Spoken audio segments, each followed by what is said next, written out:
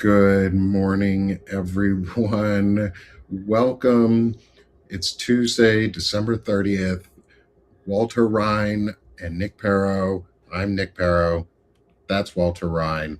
We're coming for Notes of the Week. It's the end of the year where time means nothing and everybody is doing Yeah. whatever is going on this time of year. But Walter and I like to hang out Yes. Yes. and use this time to center ourselves and have a good discussion. And I'm excited to have you all with us this morning. Good morning, everyone in the audience, as you start coming on in. Good morning, Walter. How are you today, my friend? I'm doing good. Like you said, I wrote an article a couple days ago about this weird time of year between Christmas and New Year and how you just kind of recover. And I when I was talking to Will the other day, it's like I've been feeling like the car at the end of the Blues Brothers, where it comes driving in and then it just like stops and then it falls apart. And that's kind of what I feel like. We're kind of like, well, okay, reassess, recover. It's good to have the kids at home. We haven't gone anywhere. The kids are sleeping in late. And we're making breakfast for them, and this is watching movies at night. So it's a good time of year. Yeah, yeah. I like having my kids home. It's fun to have their winter break and be able to work from home. Continue to be able to work from home and do all sorts of fun stuff with them. I've spent time building Legos with my son and Yeah. my daughter, and um, my daughter's been drawing, and my wife's been hanging out and doing embroidery, and we've been crafting and just having fun and building. Um, and it's been so Oh, relaxing.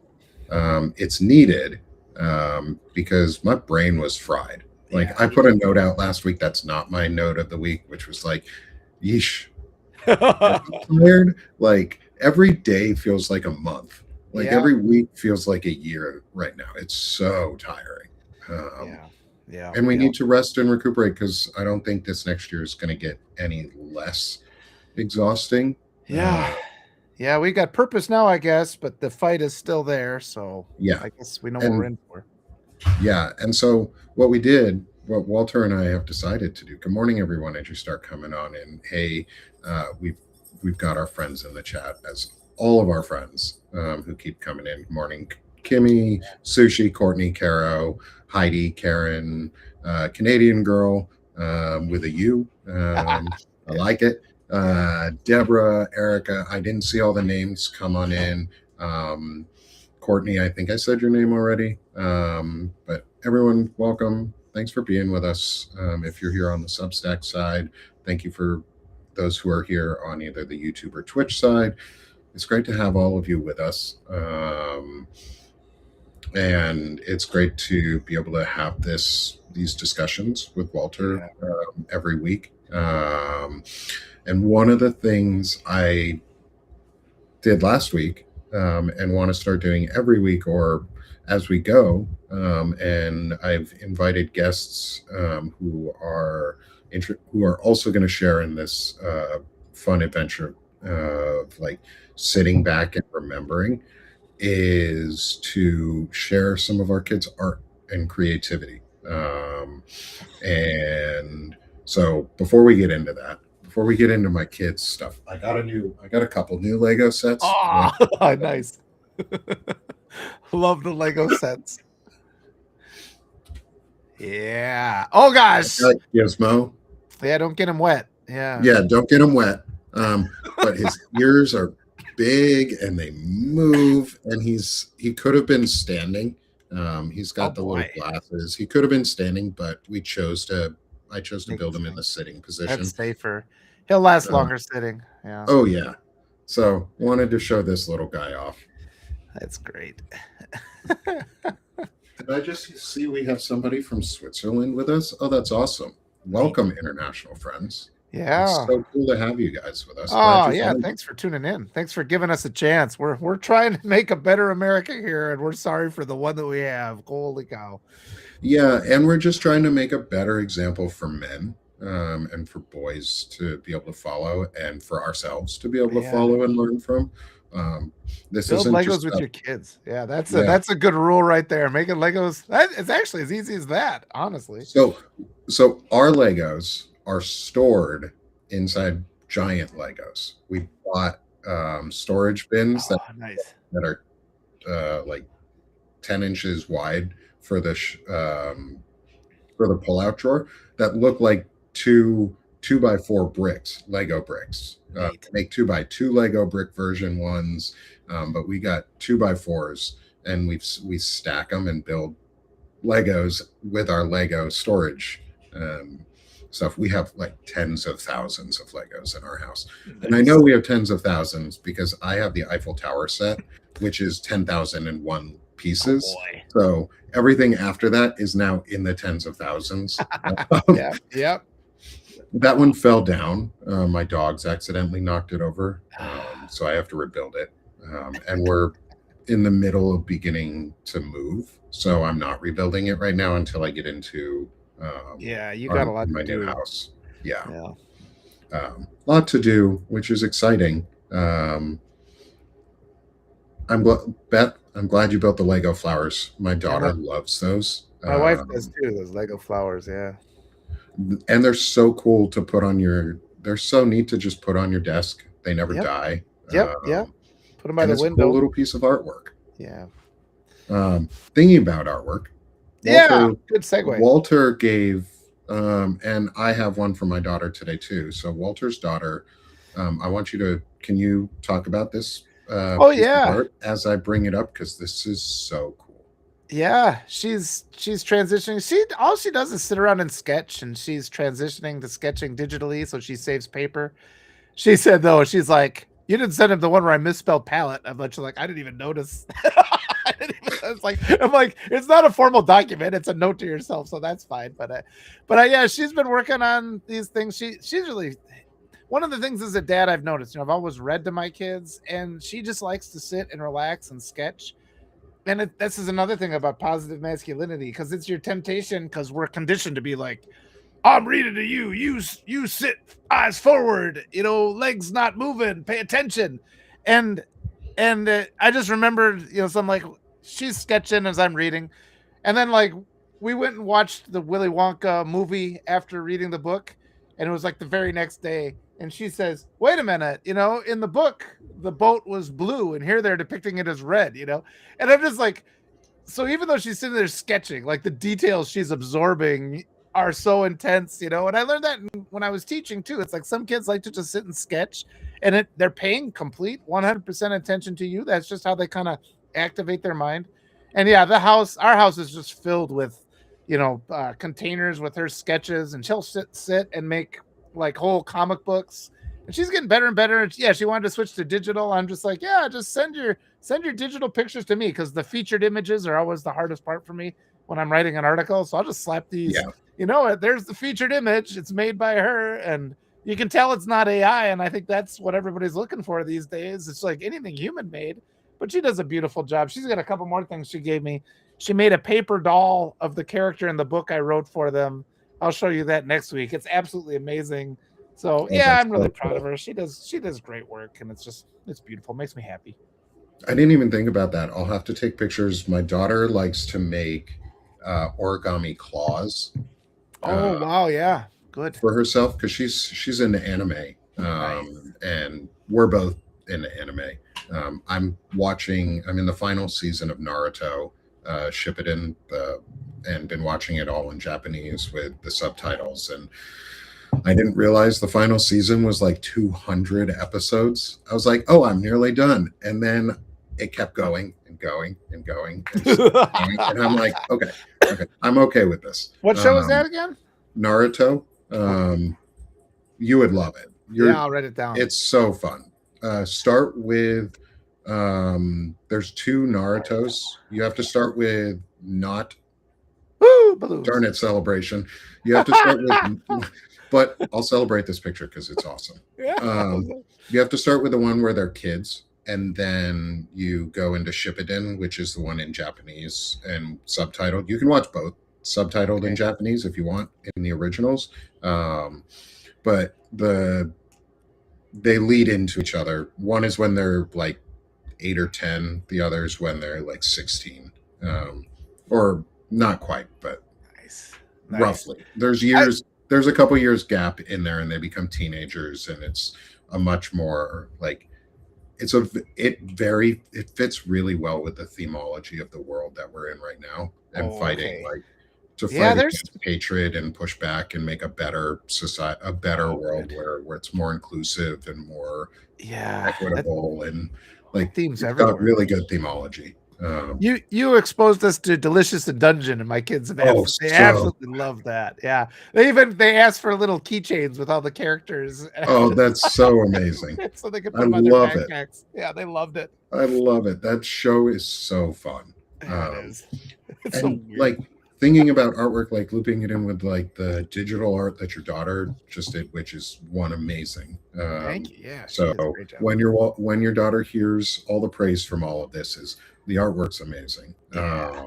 Is I tell my daughter too, like because she does digital art. We bought one of the like art apps on the iPad that was like a good, really good quality one. Um, I don't remember the name. It's not Adobe, but it's one of the good, really good drawing ones, and it's got all the layering abilities and Oh, like good. Yeah. edits, and you can make animations. And I told my daughter, I was like, if you really enjoy doing this, you Yeah. can write your own comic books, and you Yes. can write your own. You could write anime. Like that's how Yeah. anime is done. Like that's how art Yeah. like 2D and 2D anime, good quality 2D anime is done through hand drawn art, um, Yes. or digital hand drawn art. And I was Yeah. like, you can do that. She's like, oh, that's cool. Yeah. And I I was do it like, with like my. yes, good. Go do something fun. Yes. Like go have fun, and you don't even have to do it as a job.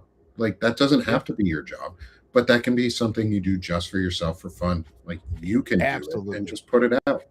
And with digital, I mean, I take all the characters I draw and I have files with the transparent background, so you can just reuse it over and over again, and it can be really efficient. So you can create a huge volume of drawings and cartoons and And things from that. the app is called Procreate. Uh, Okay. Oh, pro. That's funny. I have to say it specifically because it's not Procreate, it's Yeah, I'm saying. Procreate, but it's one word. It's a really good app. I really like it. I'll You look can for pay that. for like the full version. It's a one-time payment, Oh, um, good. That's and better. it's not like a monthly recurring cost to use the Yeah, I app. don't like those. Yeah. So I like it, partially because of that. But it also gives a lot of really good palette tools. And I use it for some digital art too. Mine is nowhere near as good as my daughter's. Yeah. Um, That's always the way it is, isn't it? yeah, she's They so much exceed us. better, That's what we need. and I'm That's so proud. That's what I want. I want my kid to exceed me, right? Um, yeah, yeah, absolutely. That's the so difference. I'm gonna switch to the next piece of art because I said I got two today. Is Yeah, one from Walter's daughter and one from my daughter. I Let's love see if the this one screen too. changes. Yeah, yeah, Is my daughter made a beautiful sunrise. yeah. Um, Her blending of colors is looking really good. That's high level. I like it. Thanks. I Yeah, will pass that on to her. yeah, She's fully self-taught too. My daughter taught herself how to do all of this. She was like she figured out on her iPad at one point how to pull up YouTube videos on like how to create and how to do blending, how to do all these things. We didn't tell her these were like the yeah, techniques that she needed to learn. She was just like, "Oh, yeah, how do I make yeah, this cooler and yeah. better?" And so she started teaching herself, and she's just taken off. I It's so amazing. I love that she used the whole page too, because so often you see, and it's nice. It's a nice little thing, but it's like that whole page, all that white space, you can fill it in and make it beautiful. Hmm. Michelle asked, "When did I know?" And she said, "When did both of you and your daughter realize she was a talented artist?" And it's just, I've always sat down and done drawings with them. That's just always been. I remember they were really little, like teaching them how to shade in a circle, and I'm just like, "This is just how you do this." And it's just been. We used to do Calvin and Hobbes pictures. We'll take a frame from a Calvin and Hobbes and just paint it together, and then stencil it in and everything, or ink it in. So it's just such a fun activity, and it's so relaxing. I mean, I always like to doodle and I doodled in school too. I have my old notebooks all filled up with doodles from high school, and it's just Mhm. it's just relaxing. Everybody needs to do it. Yeah, we used to, or we still do, is we purposely make sure we can get kids menus and Oh yeah, crayons, and that's how we yeah, knew. Is our daughter would always sit down with the kids menu and crayons, and she would yeah, meticulously color the entire piece of yeah, paper and do the entire artwork portion of it, and she'd always like find ways to blend the crayons with each other, and it was just natural for her. Like she's yeah. just naturally curious about art. um, Nice. and I, I so we've always known, and we've always encouraged it ever since she could pick up a crayon and draw. She's always drawn and like found a way to make something pretty out of it. And it's very different than how my son approaches art. And I will put up some of his stuff too, because I'm yeah, very proud of my son. He's very creative in a different way than my daughter. He's much more analytically creative, like I am. And he's very much as much as he hates it, is he and I have a lot of similarities. And I put my own insecurities on my son, and I shouldn't, and I need to grow from it. mm, Um, and I've been growing and working on that. So, and it's hard to parent someone who you feel like is exactly like you, because you're like, I don't want you to make the same mistakes I did, but yeah, yeah, also those mistakes have made me into who I am today. Um, and I can't yeah, blunt my son's growth because I don't want to see him get hurt. yeah, Um, yeah, and he needs to experience life too. yeah. And so I will show my son's art. He does a lot of Great. Lego building and a lot of creativity too. And there's so many things he's so proud of for his work. Um, and thanks, Courtney. I've had a lot of Yeah, therapy, yeah, yeah, and it's taken me a while to get here. And for any man out there, go get therapy if you think you need, even if you don't think you need it, because you yeah. probably do. Like you don't know how Talking to to talk people, about your yeah, emotions, and do a group therapy. It's scary as shit to do a group therapy, but do a group therapy, because then you actually learn to talk to other people who are going through similar problems and who have very different lives than you. yeah. And you And get a and peek it, just enough in that you don't have to you don't ever go to therapy to hurt the other person in therapy if you're in a group. yeah, And it's so energizing to walk away from group therapy, because you're like, I'm not alone, and I get to yeah. talk to others while I'm doing it. And it's astonishing how often you'll find people who have solutions for your issues and how easy those solutions. It's like almost like, oh my goodness. It's like instantly I feel better about things. And a lot of times just that frustration of not knowing what to do is a big cause of our anxiety. Like just what am I gonna? And somebody's like, try this, and then it's something productive, and then you adapt it and you move forward. But then it goes from being frustrated, and I always compare it to like when I lose something, like if I lose something in the house, I'm looking for it, and you can't find it. You're just like, I'm wasting my whole day looking for this thing. So what I started doing was I just started cleaning the house. It's like I'm going to clean the house until I find the thing. Then you're relaxed, and then when you find the thing, it's like, look it, I did two things. I found the thing and I cleaned the house, and so we just avoid that frustration, which just hurts us. And I think we don't give people a lot of tactics for how to avoid those. Oh, there's Ellie. Hi, Ellie. And I saw Yeah, good Cat too. morning, Ellie. Hey, friends. Hey, everyone in the chat. It's so good to have all of you here and all the discussion that's going on today. Like, Hey, Nick. as Oh, always, nothing for me. Oh, there it is. I was teasing her. I these want to tell chats. one last. Can I tell one last story too about drawing? Oh, My absolutely. kids, when we first got our house, I sat my kids down in front of a wall, and I got a big box of crayons. I'm like, this is the drawing wall, and I sat down with them, and I would always draw dragons for my kids, and I'm just like, when I Oh, was growing up, I wasn't allowed to fun. draw on the walls, but I'm the daddy now, and we're drawing on the walls, and drawing on. I got a picture of my daughter. She's wearing my shoes, drawing dragons on the wall, and that's just one of my happiest memories. We have always wanted to, we've always encouraged, we've always like put something on a wall that was drawable, like a chalkboard paint or something where the kids could purposely draw to. Like, yeah, why not? Like, make it so that there's Your a house. spot that they know. One, it's your house, and two, if you turn a specific piece of your wall into a known artwork center, Yeah. that's where they're going to draw at. Like, Yeah. because then they want to show it off. And Yeah. one of the things we want to do for our daughter's next room, especially now because she's bigger and she knows how to do all these amazing talents, is let her paint just a mural on her own wall. Like, why not? It's her Yeah. room. Yeah. It's her artwork. Why not? Oh, and Elizabeth Raven's in our chat too. Oh, If I you was don't follow Elizabeth Raven, you should. She's out of Venezuela. Elizabeth, I've been meaning to reach out to you. I want to get you to come on with us here soon and talk and actually meet. But also, she's in Venezuela.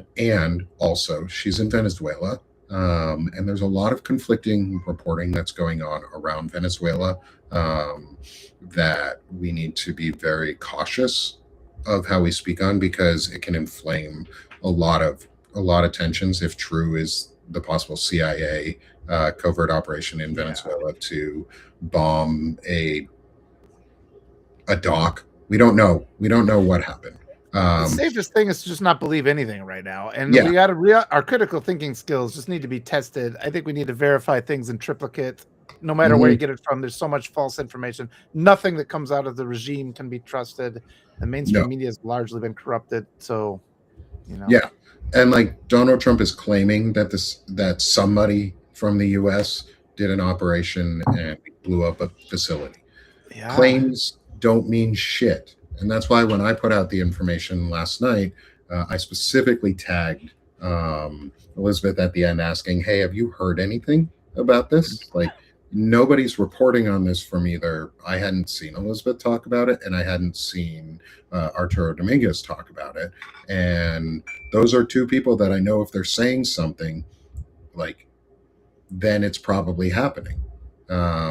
So the claim is that the U.S. bombed a dock or drone struck a dock in Venezuela and blew up a, quote, drug smuggling facility where they would load drugs onto boats and then put them into the ocean and navigate north towards us. Which also, fentanyl does not come from Venezuela. So the idea that this is a war on fentanyl is fucking horseshit. Like, lies. They're interested in Venezuela for the oil. So if they talk about drugs, they're just lying. That just right there is a trigger. They're lying because drugs. Yeah. Oh, your kids, the fear stuff. It's like at some point our country needs to be, how about we do something about the awful people, the awful billionaires who are still out abducting and torturing kids. They want to divert from that and talk about drugs all the time. Be nice if they actually went after the white supremacists and the billionaire, child traffickers. But those, the regime never talks about those groups. Nope. And so, Courtney, my latest, I looked into it a little bit ago before we came on the show, is there's been no other confirmed reporting. It's just claims. Like, I've seen Reuters write on it, but it's all the same thing at this point. Is Donald Trump is claiming that we blew up a facility. The CIA has not publicly confirmed anything. The military has not confirmed anything. The Venezuelan government has not commented on it. There's no real active reporting in Venezuela about it, then saying that it was, I believe, just a mishap and at the facility. With this, still no reporting. So it's all claims-based reporting. So, which is why when I talk about it, I'm saying possible, claimed, unsubstantiated, possibly a lie. Like, we cannot get a claim on it until somebody claims true credit and proves it that they did it. And if the Venezuelan government's not talking about it right now, and the businesses aren't talking about it, it probably didn't happen. Like that, it probably didn't happen the way Trump wants to say it did. He's trying to incite a war, so he needs an incident that would incite Venezuela to respond back. And the longer they don't respond back violently, there's no way that the U.S. can actively say, we're going to invade you. Like, the Venezuelan government's doing all the right things right now on this. And I don't like Maduro. I don't care for him. But also, who am I to say? I didn't elect the dude. And Yeah. there's so much propaganda out there. How do I know that what is being said about Maduro is actually true? Yeah. And so we just have to verify. We have to verify everything that comes out, which Mary does lead made a us great to, comment. She made a great yeah, comment there. go, It says, go how on, Mary. about fully funding care for our citizens that have substance use disorder? That'd be a great response to this regime when they're sitting there Yeah. complaining about drug use. It's like, oh, can we help our citizens then? And of course they'll say no, but we have to constantly be on them, constantly expose them. Hey, there's Peter down there. Yeah, and this leads, I think, great into the first note that I'll pull up today, which hopefully, there we go, as it lags just a moment, is my note from today, and I'll I get the saw that QR note. code up Yeah. on the screen over next to my head. Ellie's in the note. This one. Ellie's in this note, and I'm so glad, Ellie, you jumped in the chat. I hope you're still here with us right now for this one. Ellie Leonard, if you are not following her, is an incredible investigative journalist. She is doing so much amazing work. She just put out 5 days ago, and then 4 days ago I responded to it, is the discussion of Trump and the death of a baby has come up twice in the files from totally different people who wouldn't have crossed paths and were quoted long before the Epstein files was news. Keep an eye on this story. I'm guessing there's more to come. My response, oh man, sorry, y'all. Let me turn to my better microphone. Does that sound better for everybody? Oh, that does sound better. That's all right. All right, it picked up my MacBook as the main microphone. I did not notice that. I will make sure to check that beforehand next time. They got you. That's all right. That's the tech bros. They're after us. It's their They're fault. after The gremlins. me. Yeah, that gremlin. The gremlins in the You brought the system. gremlin up. Gizmo's sitting behind me, so I purposely have a gremlin now in the system. My response to Ellie's post, because that's two independent pieces of evidence that the FBI knew about and had around Donald Trump and the death of a baby. I didn't know about this. This was a baby in, I think it's like Michigan, that was just dumped and murdered. So here we go.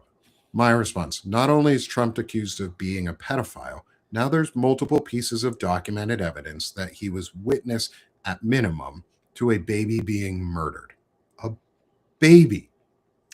Fuck this guy and the whole network of vile people who allow and protect this type of criminality. Like, I literally just said what was in my head at that point. Was like, what kind of monster murders a fucking baby? What monster murders a baby? And then what monsters sit there and let it happen and don't fucking say anything or do anything? Like, you are witness to a murder of a baby. And it which means you're an active participant in that murder of that baby because you didn't stop it. And you're accessory to that murder, and you fucking held it. Like, you didn't report, you didn't say anything, you didn't come forward. You don't have to be a mandatory reporter to report things. You, as a citizen, it is your obligation, it is mandatory to report criminality. Like, if somebody is doing something super criminal and you're witness to it, you fucking report it, or you become an accessory to it. That's how our criminal justice system works, like it or not. And Under the Desk, Ellie says in the chat, Under the Desk News did a great breakdown of why Trump would be in Michigan in the first place. And I will go read or listen to that. Thank you, Ellie, for sharing that. I like Under the Desk News also. Really reliable source of information, and very human. But like, it's bad enough that this country is being led by pedophiles. is worse to think. Somehow it's even worse on top of all of this that they're just fucking killing babies. Yeah. How do you support that?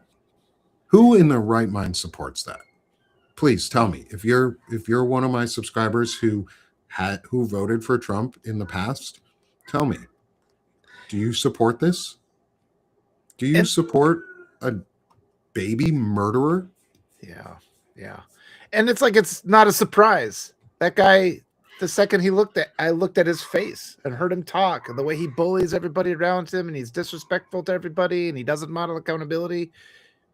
And I've been calling it, we've been calling it pedophile. I've been calling it child torture because they were torturing children on that island. I mean, we've got to say what really happened. And I mean, I think it was Ellie again who released that prescription medication that they found, where it was just about like dulling the pain but not fixing anybody. I mean, just the level of awful that we're dealing with here, and just the number of people, the structure in place of people that have to turn their blind eyes to this, because there's worse stuff they haven't released yet. I believe there are videos of these people torturing children. Has to be. And I believe there's a lot of people in positions to do something about it who have seen these videos. And one of the things I looked into it, and it's like they were investing this guy going back to 2005. It could be like even earlier than that. They've had investigations. They've had plenty of time. They haven't arrested one person besides Ghislaine Maxwell. You need to arrest somebody tomorrow. I had a guy, he starts arguing me in a thread. He's like, well, these things take time. The wheels of justice. It's been 20 years. They're still doing it. They haven't stopped it. It's still going on. All these awful rich, you think they quit because there was an investigation into Epstein? There's not. And that ties in to why they took away birthright citizenship, creating a whole nother group of kids that don't have the protection of a nation. It ties into why ICE goes door to door and strips kids away from their parents. They're I mean, look around what's happening. They're abusing, they're torturing children, murdering children. That's what we're being led by. Yeah. I mean, that's just the reality of it. I likened it the other day too at the end of our show, actually, last week, it's slavery. It's child slavery. They're child sex slaves. Yeah. They're seen as objects. They're slaves. These kids become slaves and tortured and abused. And what else are they? What else are they? They're like, that's what it is. It's servitude to these. They're being bought and sold. They're being traded. They have no rights or value or worth other than what this man, specifically white man, says that they have. Yeah. And it's slavery in every sense of what slavery is. It's a power structure, right? Slavery is a power structure. Yeah. And they enslave these girls. And I think we're going to eventually start seeing more and more of is that they enslave boys too. And that they did these same acts to boys. And I'm not saying it's worse because boys are involved.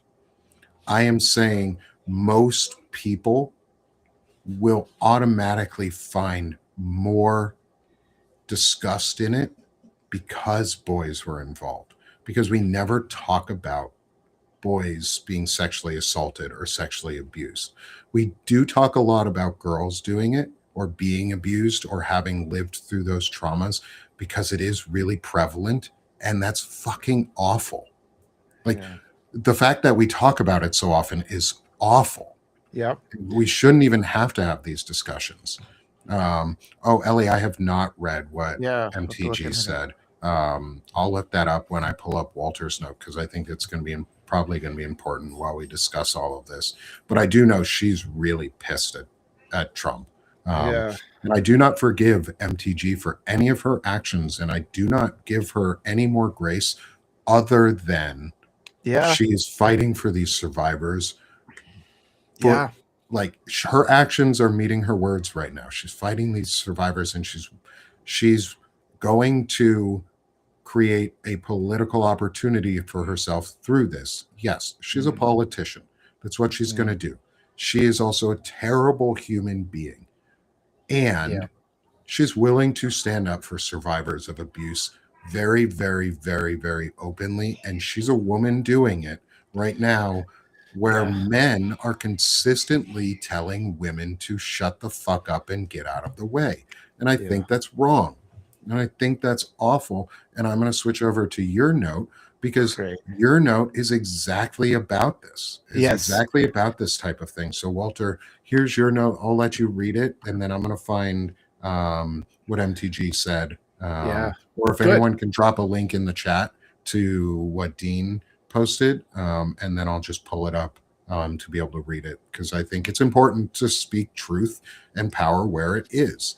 And not forgive people for the things that have caused these things, other things that are auxiliary to this, that have caused a lot of this to be allowed in the long run. Yeah, Walter, I'm willing to give them the opportunity to make amends for their crimes, but I'm not going to just act like all is forgotten, because that disrespects all the people that were hurt by their crimes. And that's the real problem we have in our society. We're too quick to pivot and just say, oh, these guys are on our side now, when all that lingering pain still remains. Today, my article was called The Last White Supremacy President. And yesterday when I was talking to Will Fullwood on our end of the year, I mean, that's what we're looking at. We've been calling him fascist. The truth is he's a white supremacist. White supremacist is the ideology, and fascism is the tool that's used to implement white supremacy. It dehumanizes people so they can be exploited and abused. I say every billionaire is a symbol of white supremacy, just to exploit people. And so when I wrote this note the other day, that's how I met King Ray Vet. He was so impressed by this, and he was impressed by all the comments. But it says, after this regime is defeated, we have to put the people who are targeted into positions of power. That means we elect women, we elect naturalized immigrants, we elect members of the Black and LGBTQ plus community, we elect representatives from the poor and working classes. We don't elect rich white men. Rich white men have not been targeted. Don't believe platforms that claim they have. And we're already in that era where we're seeing people make that pivot, where the guys who benefited from all the evils that went on, that have been going on, who all of a sudden say they're sitting on their pile of money, that's the profits of stolen labor. And every fortune in the United States is derived from stolen labor and stolen lives and stolen property and stolen land. And they're turning and saying, oh, yes, this guy's awful. Now take me as your leader. It'll be the same as it ever was. And we can look at everything in our society. You look at the positions in our government, they're mainly held by white men. White men are the ones running everything. You look at CEOs. CEOs are mainly white men. You look at where the fortunes are. It's mainly white men. Enough. They're the ones who've caused all the problems. That's plain and simple. It's clear cut. White men are the ones who fucked everything up because they've been the ones in charge. And so it's just a simple idea here. It's like, we're just Gavin Newsom. I'm sorry. You can go be a secretary. You can go to handle somebody's social media network. You can be an accessory. You can be helpful. You don't get to be the guy behind the levers of power. We need people like Jasmine Crockett. We need people like Alexandria Ocasio-Cortez. We need people who know what it is to work in this society, who have actually had to struggle. I mean, there's a whole class of people in our nation who've never once, had to earn a dollar. They've printed the dollars and then dangled them in front of us, and we've had to chase after them and do their bidding, and they've been drunk on that power. And so there's this whole hierarchy of thought, and our leaders are entirely composed of those people that have never had to work, never had to earn anything. They've always been entitled. They never had to become accomplished in any sort of field. They have no achievements to their name, and they sit and give us that Epstein smirk. And Epstein's not the only guy who has that smirk. We see it all throughout, particularly on the right, but especially with anybody with, massive amounts of wealth. And we just need to accept that as we go into 2026, this needs to be our mission statement. We have to obliterate white supremacy. We have to give power to the working class. The people that have done important jobs, people who have been teachers, people who have been secretaries, all these important, hardworking jobs that, are necessary. But we have that entitlement class that knows how to do absolutely nothing. They can't identify with anybody. They have no idea. They really don't even know how much pain they inflict because they have so little interest in the rest of humanity. They have so little empathy. We've seen that for a long time on the right. something's only a problem if all of a sudden it happens to them. I saw this with what's her name, Meghan McCain. All of a sudden she's like, why isn't maternity leave paid? And she's like, all of a sudden it affects her directly, so now she wants a change. But she'd been an advocate for the opposite for the entirety of her life. She was only handed that position based on the fact that she inherited wealth. She was in a position of inherited power. So we need to turn away from the era of inherited power and inherited wealth that was not earned. Turn it over to the people I mentioned in this group, people who have been targeted for cruelty by a government that's out of control, who know the consequences of that kind of evil, and will act to ensure it never happens again. That's what we need to do in 2026. Yep. Yay! Yeah, I agree. We need to listen to folks like Danielle Moody, who fucking speaks her mind. Is an incredible, powerful voice here on. I hear her on Substack all the time. She's action focused. She's a woman who knows what the fuck she's talking about. And like Jasmine Crockett, we need her. This is where you sent me something about James Carville being basically part of like now or like hired on to do promotional work for James Tallarico. And I think that's fucking gross. It is. I think that's gross because James Carville is a sexist. He is he is a supremacist. He told Obama to go take a toke on a crack pipe. And we're gonna like just supposed to forget about that shit. And do you think there's people that have not forgotten about that? I'm pretty sure there's people that remember him saying that, and I'm pretty sure we're saying it right now too. Well, and they're seeing the Democrats endorse a guy like that, and at the same time to say, "Oh, we're not the party of fascism and racism." Why are you giving money to that guy then? He shouldn't be saying this stuff. And then they push us back on us. Walter, you're part of the problem. You got to get with the program. You know, what do you want? The fascists to win? It's like, well, don't give donation money to a guy who said something like that about Obama. I mean, that's pretty darn clear. There are promotional advertisements going around from James Carville, and James Tallarico has like accepted him as part of as part of his team, basically. Yeah. There's been a lot of news coming out that James Carville and James Tallarico are more closely working together, and I think that's disgusting.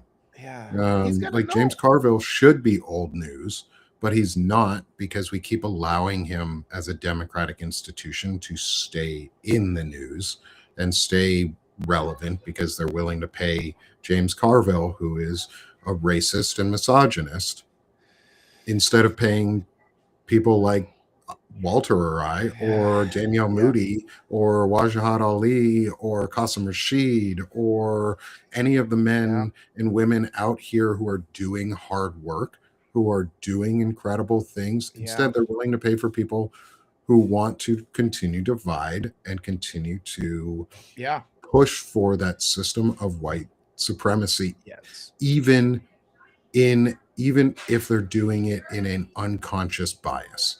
Yeah. Carville is more than unconscious. Yeah. And Carville has a conscious bias.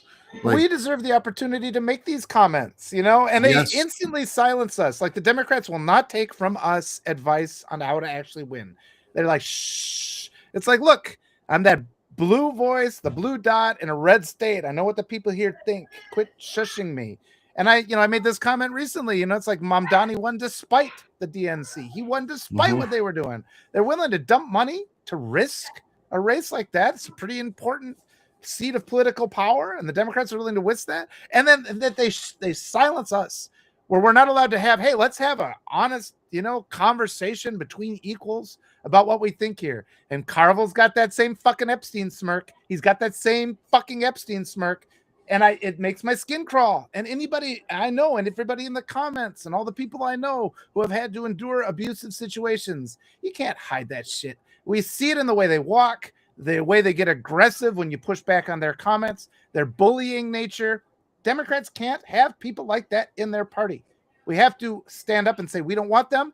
People like Tallarico have a responsibility to say, look, Carville, it's inappropriate. You have to at the minimum, you have to walk back those old comments. You have to apologize profusely. He's never held to account. A guy like James Carville is never held to account.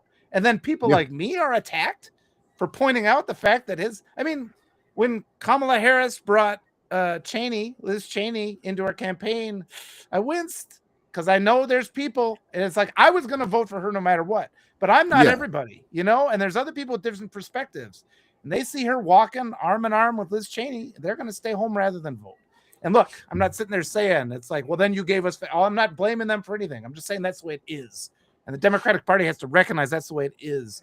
Because if you're presenting yourself as allied with the other side, people are like, it's fascism either way. So why should I go out? Why should I waste my time voting? Yeah. Like, I want to encourage voters to come out. I want to encourage voters to come out because the candidate, they want to come and vote for a candidate and make our democracy work. I like James Tallarico's ideas. I think he has a really good view on a lot of things, and he's doing the wrong thing. And we need to hold our politicians to a higher standard, and we need to hold people who run for public service to a higher standard. And we need to remind them that the people are the ones who vote in the end, and if the people are loudly saying, hey, this guy's a racist, this guy has said some horribly racist and misogynistic things, he still advocates for white, basically supremacist powers and power structures by his actions, and you should not be using him as somebody for a voice of your campaign. And if he really wanted to make an incredible statement, and I'm not giving him political advice because I like both candidates, and at this point I would much rather see Jasmine Crockett win, mostly because I like Jasmine Crockett a lot and I like what she does, and I know she's taken APAC money in the past. Yeah. And I do not believe she actively takes any now. From what I've heard, and I may be misquoted, so don't quote me directly on that. I will check the facts on that information. But I love Jasmine, the work she's doing, and she's not actively supporting or promoting white supremacist structure. Yeah. She is fighting against it. She actively pushed back all the time against Marjorie Taylor Greene and the MAGA movement, and now whatever they want to call the America First movement. And part of this, I'm going to read, I pulled up the information around what Marjorie Taylor Greene had said, and it's really important in this conversation about breaking down power structures, is according to Marjorie Taylor Greene,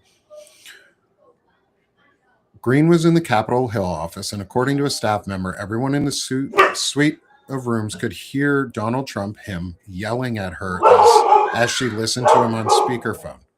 Greene says she expressed her perplexity over his intransigence, or his lack of wanting to have survivors come see him in the office in any way to release the truth. According to Greene, Trump replied, the reason he won't do it is my friends will get hurt. Yeah, I've heard that. Yeah, that is one of the most important things someone has probably ever said.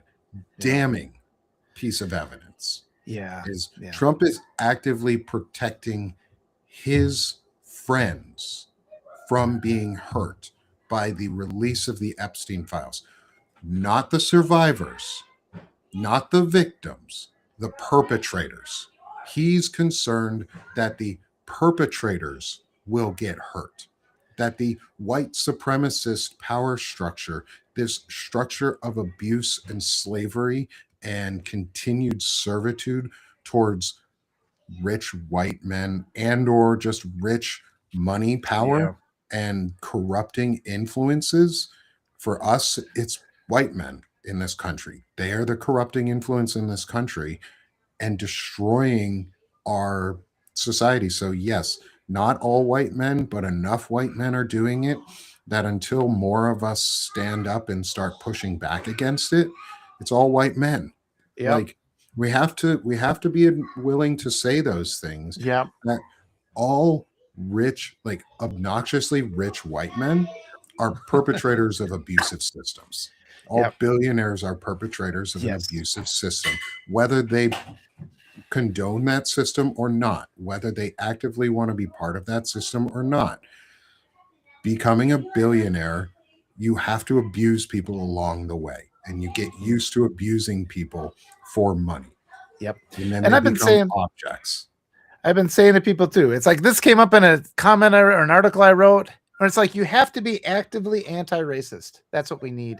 And somebody in the comments just wrote, it's like, well, winning elections involves building broad coalitions. Many of the people of those coalitions will hold some views you strongly dislike. We can't have racists. You can't build a coalition that will win an election. If we're going to be the alternative to the fascists, we can't have people in there that'll drive people out. And that's the problem with the Democrats is they say this argument, but it's disingenuous because they don't have a place for me and my progressive ideas. They deliberately say, you be quiet. And then they appeal to people who say just blatantly racist, horrible, toxic things. And the reality is if you bring in a white supremacist into your tent under the argument you're trying to build a coalition, you're going to drive 100 voters out.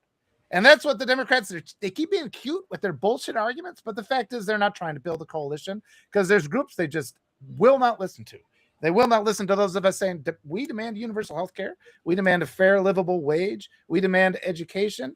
They act like, well, that's ridiculous. That's absurd. Instead of listening to that, we're going to appeal to this person, who blatantly says racist things.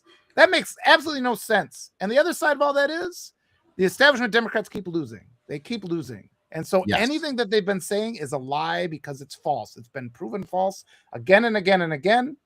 You have now is the time to pivot. We've had enough of mediocre white men in charge.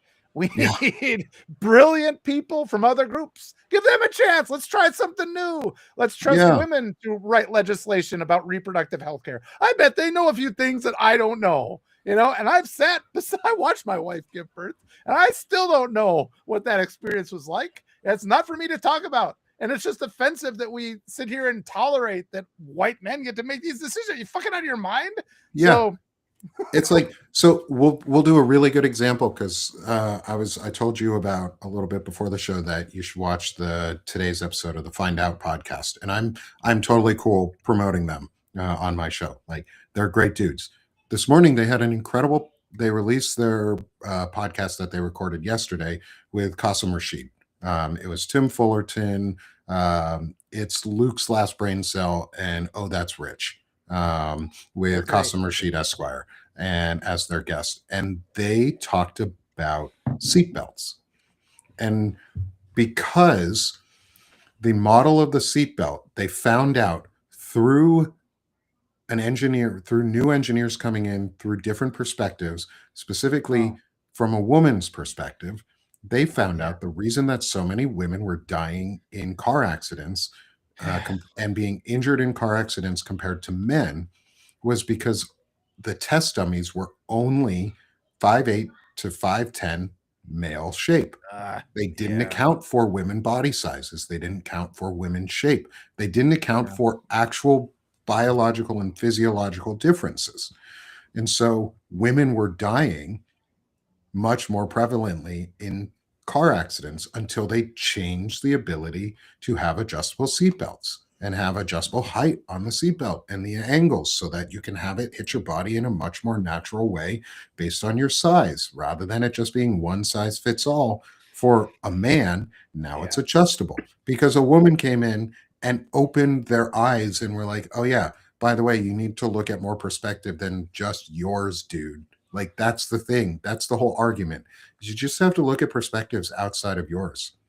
And like, I didn't even think about that. Like, who really thinks about seatbelt dummies and crash test dummies and how they test that until it comes into how it affects you in real life? Like, it doesn't matter what side of the aisle on. You have somebody in your family is female. Yeah. Nikki just left me a lovely comment. I just want to mention that. But in addition to what you were saying too, Nick, I've seen it in my own family. Like, my mom would be absolutely right about something, and then you get that the pressure from the patriarchal males. Like, well, that can't be. That's not. Mm-hmm. Or like Scott Jennings on fucking CNN. I hate that guy. Oh, I hate that guy. He's fucking like, asshole. Well, everything you're trying to explain a completely logical point. He's starting in with his, why, and it's just like that body language where they beat you down. And it always ended, because I saw this again and again with my mom, where she would say, I don't think this is a good, I think, well, you do it. And then she'd end up getting hurt by something. You know, she gets smacked by something, hurt by something. Well, who could have predicted it? I predicted it. I just told you. But the patriarchal men never take accountability for anything. And that's why we always come back to that. Like the pain in the world that they never have to experience, you know? And then that gets back to my note, because we're going to get to that moment again, too, where they're going to start being like, oh, we all of a sudden, we understand the pain. You don't. We got to put a whole new generation of leaders in. You got to vote out all those white dudes. And somebody was saying, too, it's like, the whole white supremacy thing, I was talking about this with Will. 100% of Americans are indoctrinated with it. That is the cultural identity of the United States. White supremacy, exploitation, this for-profit, profit justifies everything. We all think that. I'm not saying this as an attack. It applies to me too. I've spent all of my life since I kind of, hit about 20, and I actually got to a point where I was making my own decisions, peeling back those layers, because there's all these ways I realized I was hurting people by behaviors I thought were just normal human behaviors, and it's not. It's stuff that we've been indoctrinated to believe. We're indoctrinated to think, well, that's just life. That's just the way it is. That's the way it's always been. That's all lies. And we have to deliberately make that effort to reprogram ourselves so that we can be better husbands and better partners and better parents, and better friends. And that's our objective for 2026. We all have to be actively anti-racist. We can't fall into all these ridiculous arguments about, well, all that old stuff that we used to think that sounds good because you're not declaring it. I mean, that argument of we need a big tent. We need people who don't agree with us. You can say that. That sounds reasonable. But when I say, well, people that don't agree with me are child torturers. We don't want them in our tent, do we? And all of a sudden now it makes sense. So we have to see how there's all this language that disguises the mechanism of cruelty that exists and makes people sound reasonable who are actually advocating for something that just doesn't work for us. It doesn't work. We know it doesn't. Just vote for women if you have no other. It's like, just vote for the women, vote for the minorities, vote for people who've been targeted, who have actually suffered, because people who have actually suffered do not make other people suffer. Yeah. And I'm not advocating for all white men or women to not run. I'm advocating for the best candidates to win. And those tend to be, at this moment, minority candidates or non-white men, because y'all have more lived experiences than we do in very different ways. And your life experiences have made you into more formidable people. You are much stronger individuals in a lot of ways than I am. I haven't had to go through many of the oppressions that women have, or even men who are a different skin color than I am. Like, I don't go through those same oppressions. Yeah, I've gone through some before. I'm Jewish. I've heard some pretty anti-Semitic slurs thrown my way. I've been called a Nazi. Like, you know how fucking offensive that is to me? Like, I actively come out and talk, like, I am actively anti-Nazi. I am actively anti-supremacist ideology. Like, you have to be actively anti. You can't just sit back and say, well, somebody else will take care of that. Somebody else will tell them that their behavior is wrong. If you're somebody's friend, if you're really somebody's friend, you call them out when their shit is stupid. Got my elect women shirt on. That's what Walter's got elect women. We should be electing women. We should be electing qualified women. And not the all bar women are the right choice, but there's plenty out there who are. There's way more. Over half of our population in the U.S. are female. Over half. Well, how do we minimum that should be the representative? Over half of our representative body female. Yeah, like that would make sense. Like, proportionally to our breakdowns, it would make much more sense. And it's just, the bar is so low too, because like I wore this shirt to a demonstration, and women were coming up, like older women were coming up and giving me hugs, and it's just like, and it was like, it's nice, but at the same time, that just shows how few men are out there, helping out and supporting people. When I helped my I assisted my wife to get her master's degree, and people were congratulating her, because it's like, they were like shocked. It's like, because it's so unusual that husbands help their wives get additional degrees and things like that. So that's what we have to take on. Men have to start being supportive. And if you're afraid to give the people you love power, it's because you're controlling them. I mean, it's like, we have to look into our own hearts and assess ourselves. If they don't have the power to leave you, then you aren't held to a standard of accountability yourself. So we have to ensure that of all the people and all the relationships in our lives. Yeah, we do. We have to. Like, we have to hold up a standard that is normal again. Like, and most people want that standard too. Most people don't want to live in a society of lawlessness and of chaos and of morally bankrupt behavior because you Mm, feel like shit. Like, being toxic makes you feel bad. You yes. feel the way that you act in a lot of ways. Your Yeah. emotions express themselves in so many ways through physical and Yeah. mental um, output. Like, there's no other way to hide. Like, Stephen Miller looks the way he does because he's an ugly person inside and out. Yeah. He's an evil, nasty human being, and he looks like it. Donald Trump looks Yeah. like the way he does because he's a nasty human being. I look the way I do because I'm not a nasty human being. Like, I turned 36 years soon. Yeah. I'm fairly balding, which is a good sign. Um, Losing your hair is not a bad sign for men. In fact, it means your testosterone levels are maintaining themselves pretty high. And it was interesting, Qasim Rashid and Tim and Rich and Luke were talking about. That's why I brought it up, and I know we're staying just a little bit long. If you've got a couple extra minutes, Walter. Oh, I'm Um, fine. I'm good. I'm good all day. oh, awesome! Is I don't have We can go anything sit right for another after hour. this. I have more stuff I'll need to do, and I'll have to step away at some point. But if we want to go for a little while longer, I have no problem. Yeah. Um, is They were talking about we need to take back words, and that's Yeah. something Yeah. Walter and I talk a lot about Yeah. too. Is taking back words. You know, the most alpha thing out there is being a man who cares and protects his and uplifts Yeah. his family and makes them better.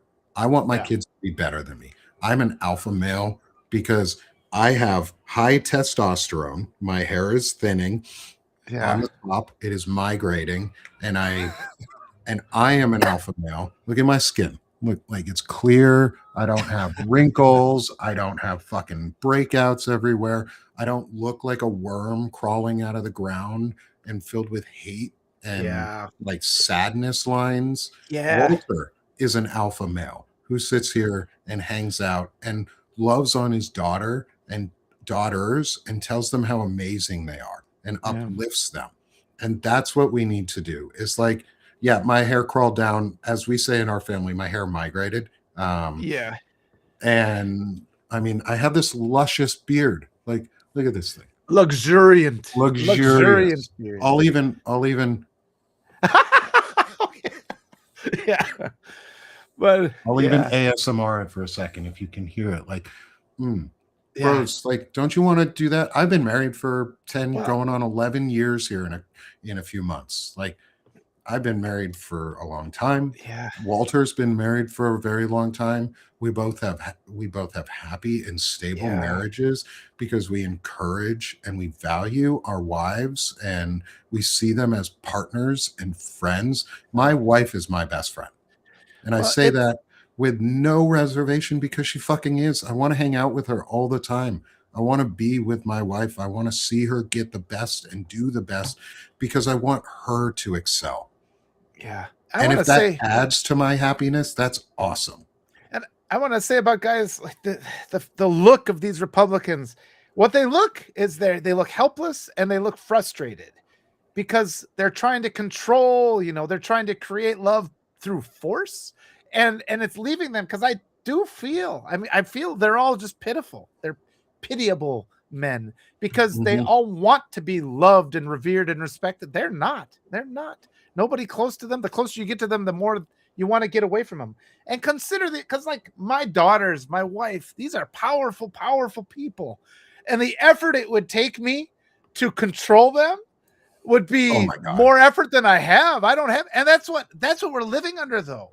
So much of our society are these just repugnant, helpless, frustrated men because they have not put in the work to make themselves worthy of love. They take all their energy and try to oppress the brilliant people around them. And it's Mhm. just like, what if we turned all that energy to our mutual prosperity and we, instead of crushing other people. We lifted them up. And we lifted ourselves up. And it's so freaking obvious. And so I Mhm. guess that's kind of what gives me hope going into 2026. I mean, yeah, this mechanism of authoritarianism, it's always been kind of lingering in the background. It's had its ebbs and flows, but it's like it always collapses because the amount of energy it takes to maintain hatred ultimately is self-destructive. And like these people, they're just the vile expressions. And yeah, it's like we laugh about Stephen Miller. If Stephen Miller just if he made himself pleasant to look at, if he had kind thoughts in his heart and in his mind, he would be an attractive person. But because it's the hate coming out of him. It just comes out of him like a light bulb. He's like a hate light bulb.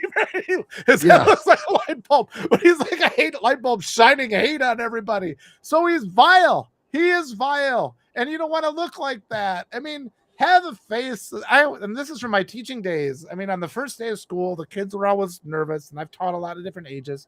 And I just wanted to walk into the room and make them feel like it was a safe place and just work on your face so you don't scare people. And that's just kind of the thing. Just be inviting. And I mean, it's not always a smile, because a smile can be very intimidating, but you have to.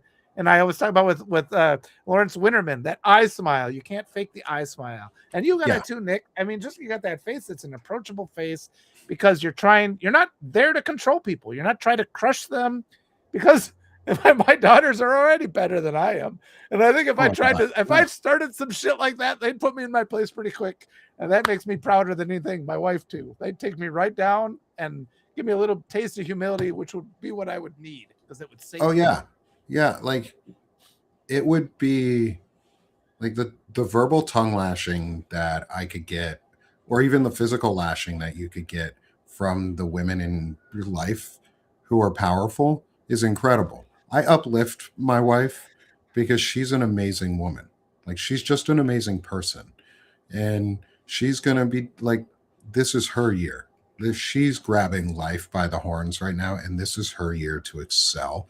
And I'm so happy just to be next to her while she grows and does this and the does her life, because we've talked about it and we've encouraged it with each other, and we've been trying to find her path too. Like I have been able to find my path, and go from different careers and do different things and learn across the board, and then all through that time, my wife has been steadily learning and doing different things and exploring her options too.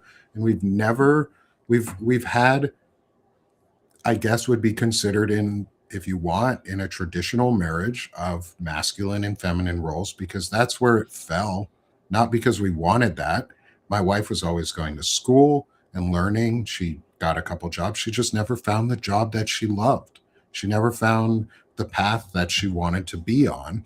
And now she has. Yeah. And now she's found that path. And I lost my tech job 6 months ago now, and I'm starting to find a new path myself. Um, and I think it's amazing because we get to find that path together, and we're adding to each other. This is a phrase I like to use, and my wife and I came up with this one, and I told my therapist about it, and they were both like, "Ooh, I really like that." Both my individual and group therapists we like to talk about it where you add to your happiness, somebody's happiness. My wife does not make me happy.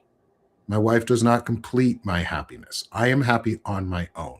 I'm happy as an individual. I'm happy with myself. I'm happy with who I am as a person. People like Stephen Miller don't like Yeah. themselves. Yeah. Yeah. My wife adds to my happiness. My kids add to my happiness because of who they are, because of their lives, because of what they're doing. Like my daughter's artwork adds to my happiness because it brings me joy to see her creativity blossom, to be able to frame it and put it up on the walls and be so excited. And like we celebrate the little things in our house. When there's little things to celebrate, we celebrate. I'm excited about my son and his incredible thinking and the way he builds with Legos and the amazing creativity he has there, even if he doesn't want to admit it to himself sometimes.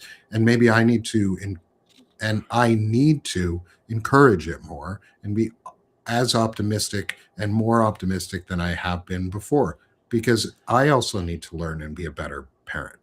And that's part of this process, is seeing where some of my weaknesses are and how do I harden and strengthen my moral and ethical centers so that I can help my kids be better and break generational trauma, as Lawrence Winterman likes to talk about. Yeah. um, and I think that's a big piece of it, is not Yes. electing old white men who are Yeah. pedophiles or who want to keep the systems in place that are here right now that are holding Yeah. everybody back, including regular white men. Yeah. Yeah. We are receiving the end result of what these systems were meant to Oh, do, which is to yep. punish anybody who's not rich and Yep. who's not wealthy. Yeah. We This whole all have nation known that. We've this all whole known. nation has generational trauma, and it needs to it needs Yeah, to evolve. I mean, what we're we doing literally have 10 reflects what the years nation of needs. Yeah. trauma. Yeah. Like, these past 10 years have just been trauma after trauma after Yeah. trauma for people, on top of all of the other years of traumas that have been there. And it's okay if we face those traumas, and we need to face them together Yes. and Yes. grow from them. And like, that's the whole purpose of this, is we need to learn how to grow, and we Yeah. need to learn how to talk about our emotions. And like, Walter, you're an incredible example of being able to talk about your emotions. And like, I so value getting to discuss this with you, Yeah. and these things, because you don't hide your emotions and who you are. You don't hide behind a mask of false masculinity, of this stone faced stoic man. Stoicism is bullshit. Yeah. Yeah. Stoicism is bullshit like that. Like, you don't have to be this fake Yeah. human being. Express yourself.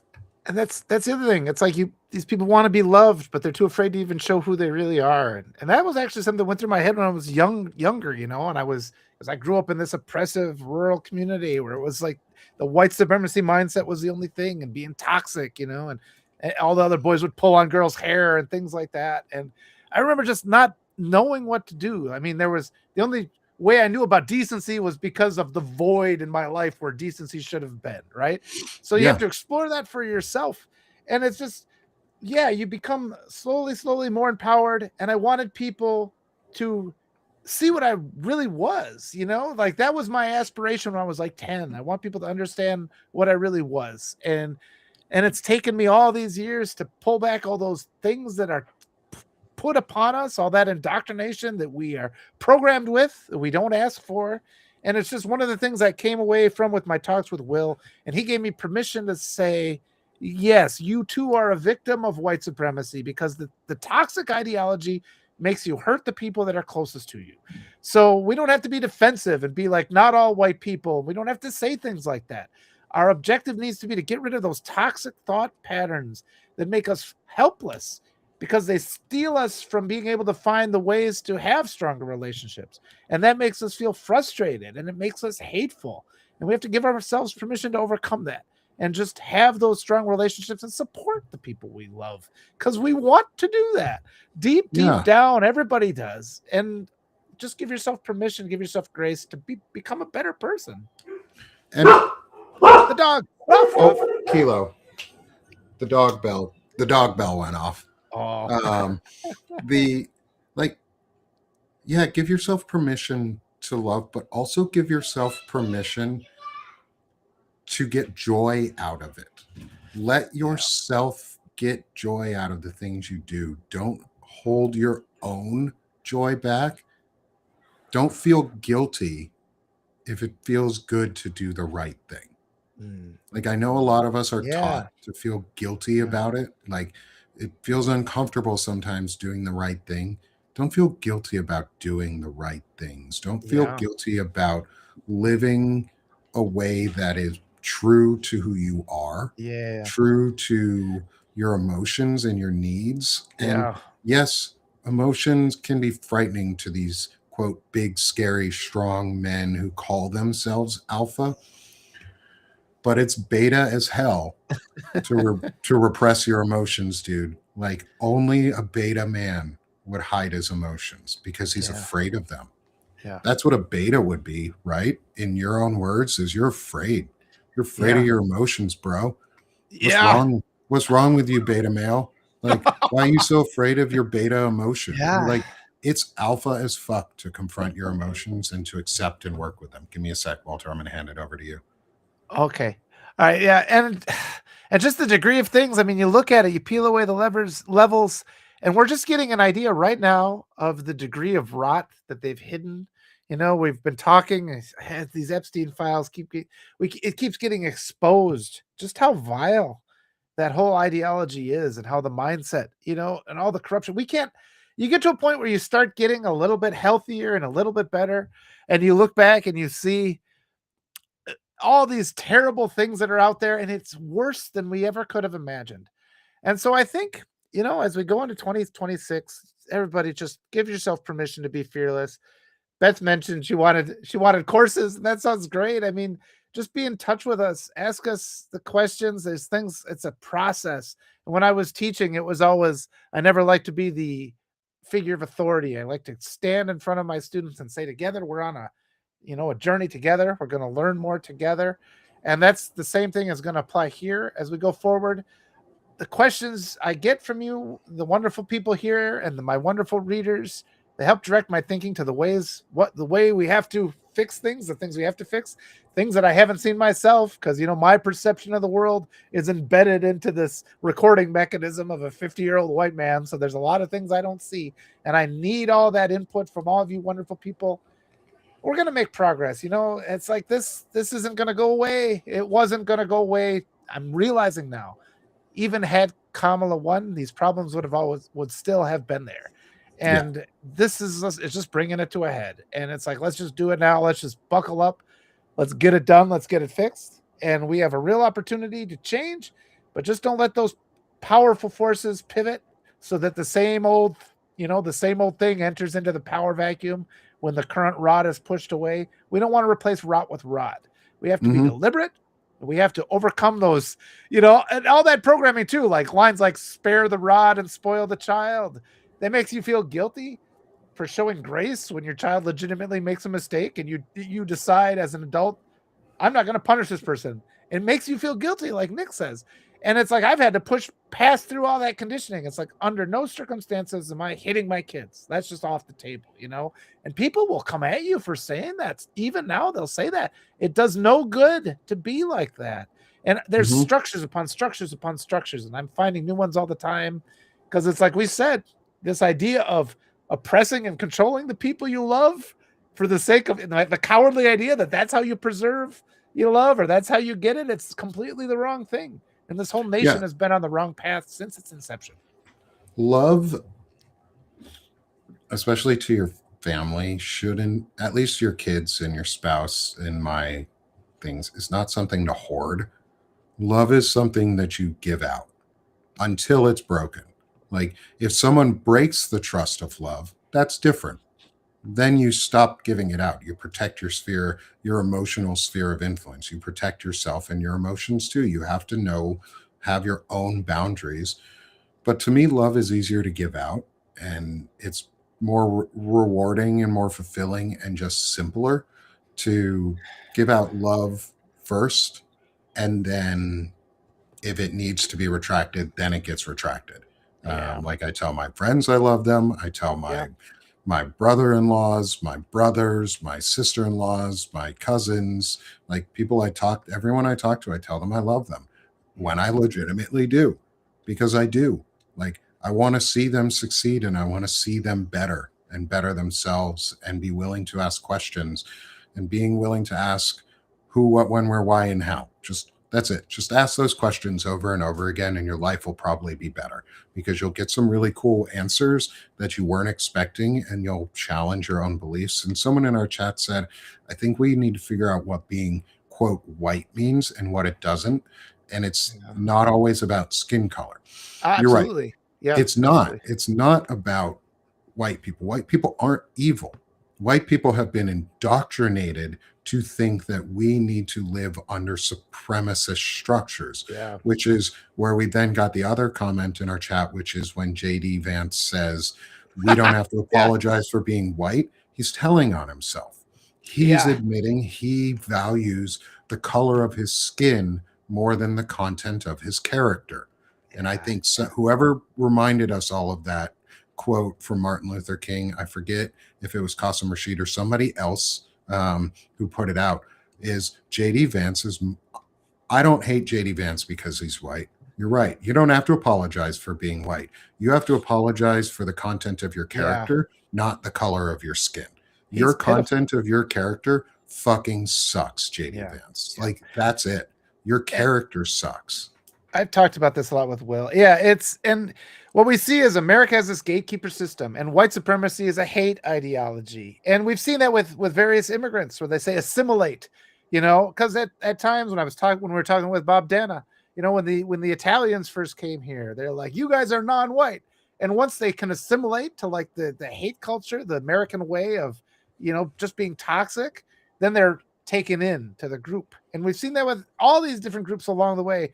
And I mean, they're putting this pressure on the Latino community at this point now, and but they want you. What they want you to do is not like we found this with our family. They don't want us to speak Spanish. They don't want us to be in touch with our other culture. We're not allowed to be multinational, and that's all part of this toxic hate ideology of white supremacy. That's the name for it, and we don't have to be hostile because I don't have to be like, because I'm a white person, I have to feel bad about it. That's what it is. White supremacy is this toxic hate ideology that's indoctrinated into us against our will. We can make the choice to remove it. And the other thing I wanted to say is people who feel self-loathing, they cannot accept love. That is the real issue here. And the toxic hate ideology of white supremacy makes you feel self-loathing. You're never good enough. You should be saying thankful for everything. You should appreciate every opportunity. None of your work is ever good enough. All of this goes on. And I've got to read Kat's comment or Kat's comment. I'll have to go ahead. But yeah, once you learn to put aside the hate ideology of white supremacy, once you learn self-love, once you learn to accept love, you're willing to give love to other people. The love you give to everybody is always good, even if the people you give it to are unworthy of it. Don't let that stop you from giving love. Be a light bulb of love, Don't be that hate bulb like Miller is. Yeah. Yeah. And like, I love the back and forth in our chat around from neurodivergent hodgepodge and Courtney around assimilate and the idea of that being like the Borg. Let's take some nerddom in here and Star Trek. Because it makes sense. Yeah. Like the future we want is a Star Trek future for our society of like, I like the idea of that utopian style society. I think it's a great goal for us to go towards. I think because it unlocks the potential of humanity. If you notice, the Borg are all white. They're all the same. They're all copies with subtle differences and weird things that have been added and augmented to their bodies to make them more perfect than they were. And they fit this hive mindset of a cult of we must follow and we must be this ideal version of what we believe everything should be. And if you resist us, it's futile. We're just going to attack you. That is literally a analogy to white supremacy. Like Star Trek is an analogy. The entirety of that series, from beginning to end, every single show that Gene Roddenberry specifically did, is an analogy of the time that we were living in. And the Borg are white supremacists. Mm-hmm. And remember, whiteness doesn't even exist. It's all a construct. It's all lies. There are no races. And it's just all these things, layers on top of things that we have to go through in our mind to separate out because they design us. Did Nick freeze up? They design us to make us feel defensive, and they design us to defend things we don't even want to defend. We feel, and all of that's part of this programming. I mean, it's really, and it takes a long time. I tell you, it takes a long time. So just keep being present for these discussions.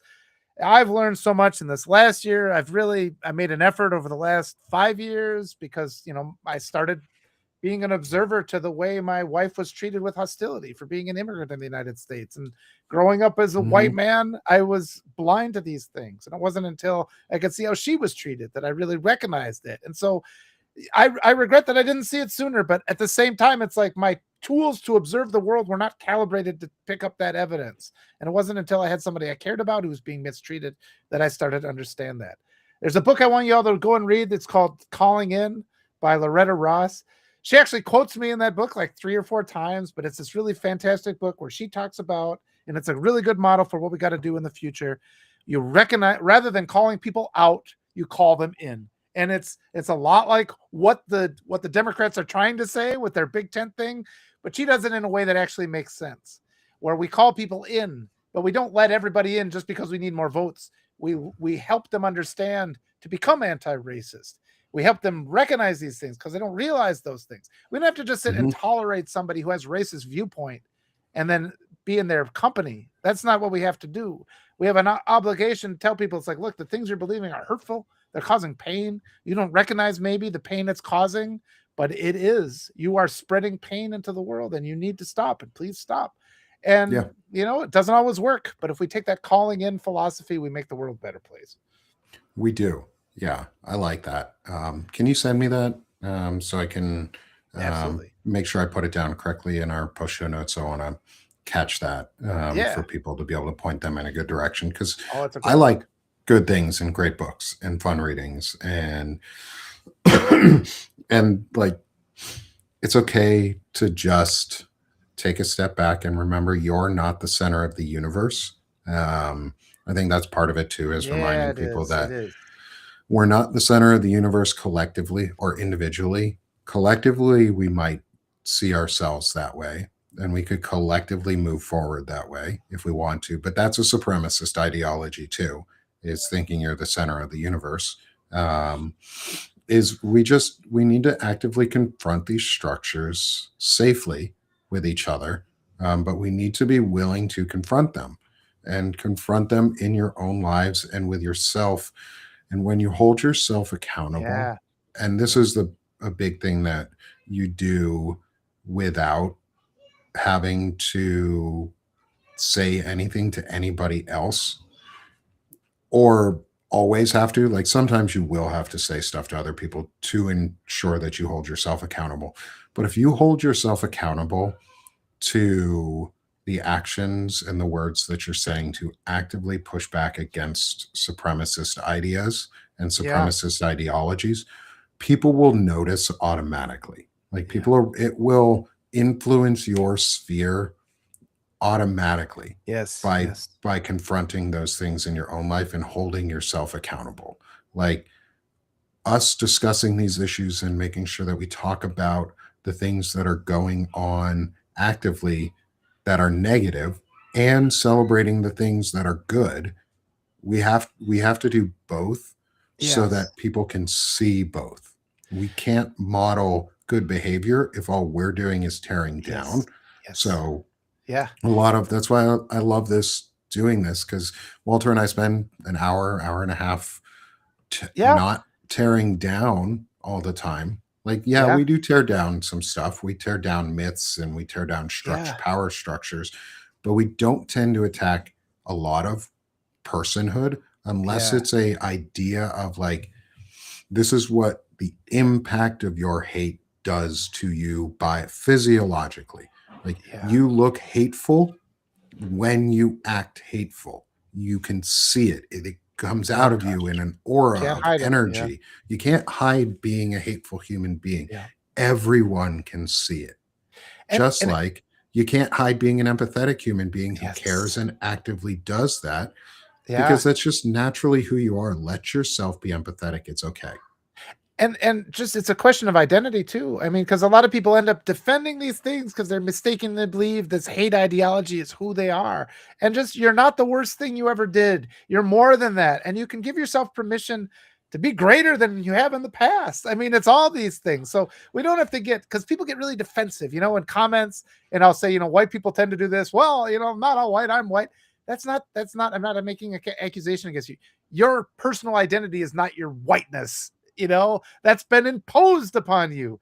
Make your personal identity that you love your kids. Make that the focus of your existence. You get to make that choice. And we don't give people in our society permission to make that choice. And it's because of this massive white supremacy power structure that's out there. And that's why, like, the most repugnant person in the world was able to get into a position of power, because people vote for that kind of thing without any conscious awareness that they're voting for their own self-destruction. And it's not just the president where it causes problems. It causes problems when you go through the drive-through. Causes problems when you wake up in the morning and talk to your kids, or you have parent-teachers meeting. It causes problems all the time. And there's always a benefit to you as individuals. So when you're overburdened by the fact that it seems like we're against this incredible structure, just take hope in the fact that through these discussions, we can implement little changes that are going to make your life better. No matter what happens in the rest of the world, you're going to feel better. You're going to have stronger relationships. You're going to be a better partner. You're going to be a better person. You're going to give more, then your life will become greater than the sum of its parts if you make love your identity. And that's what we can do.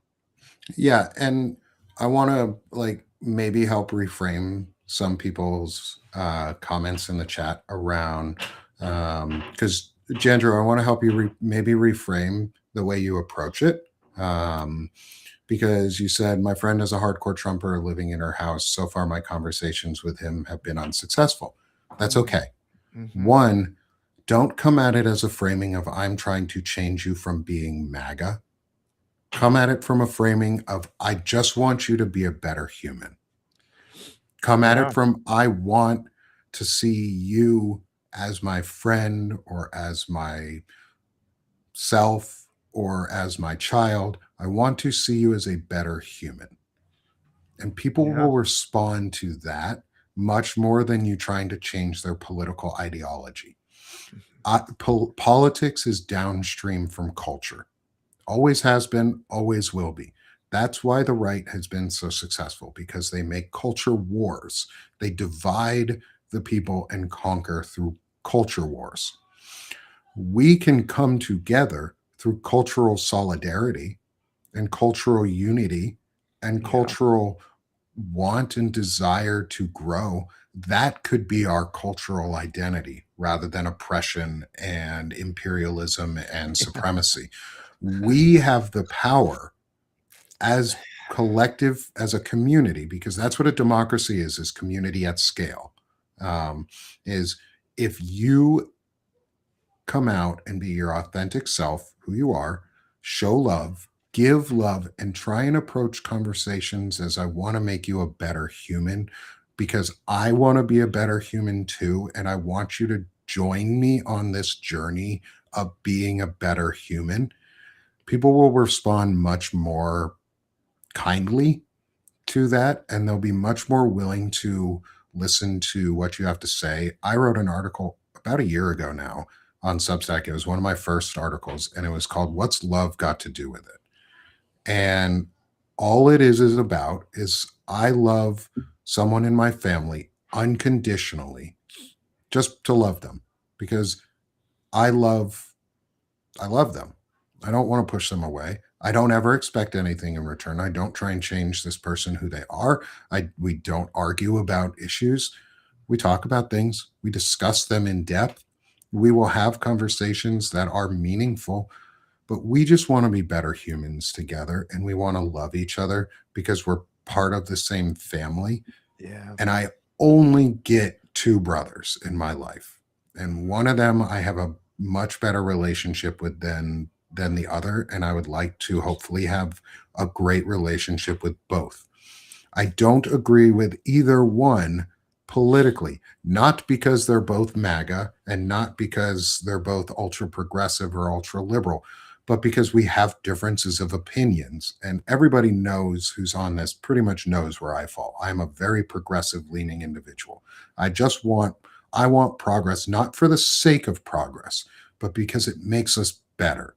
I want us to progress towards a better end goal, a more perfect union, just like my brothers do. Yeah. We go about it differently, and we can have conversations, because I'm not trying to make them either not MAGA or not liberal or not whatever.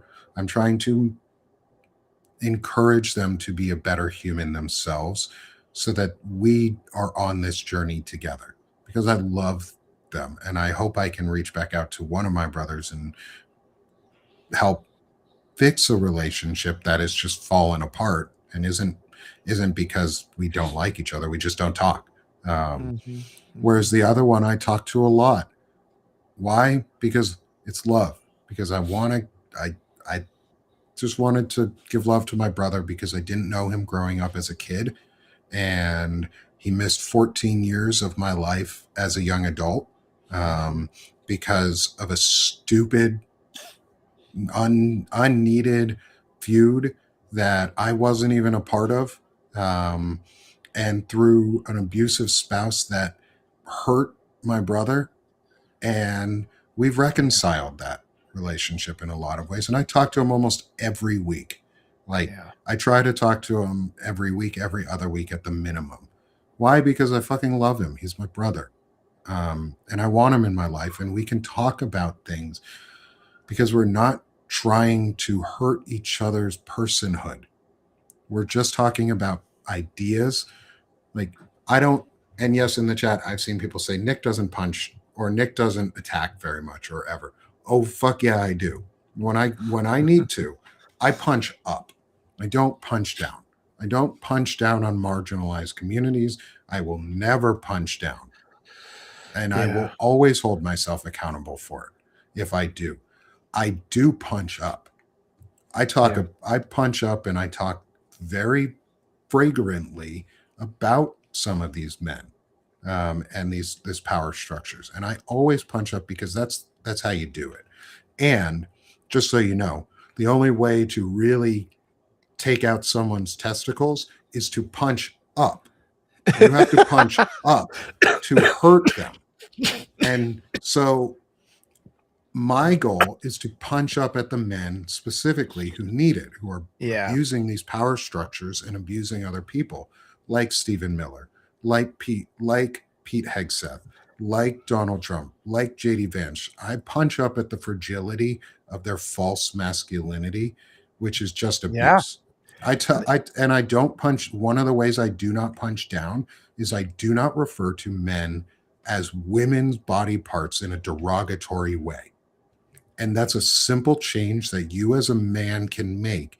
Is if you want to punch at another man, is you use a male body part to do it. You call them a testicle, you call them a penis, you call them a taint, Yeah. you call them smegma.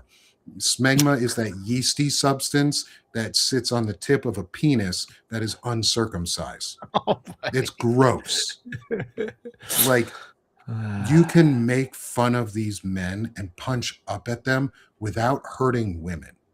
Like, Yeah. Walter Yeah. and I have some really fun jokes sometimes, a lot of times. Like, I have where oh, and good news, now that it's the just about to be the new year. We've been here for a while. This is our end of year show. It's longer than usual. Um, Yeah. is we're also going to call out or shout out the fact that we're working on starting a new show. Yeah. Every other week, we're going to work on doing a show with myself, Walter Rhein, Dr. Eric Lulov, and Evan Fields for just a masculinity talk, Yeah. and a bro show or a scholar warriors and whatever we want to call it in the end.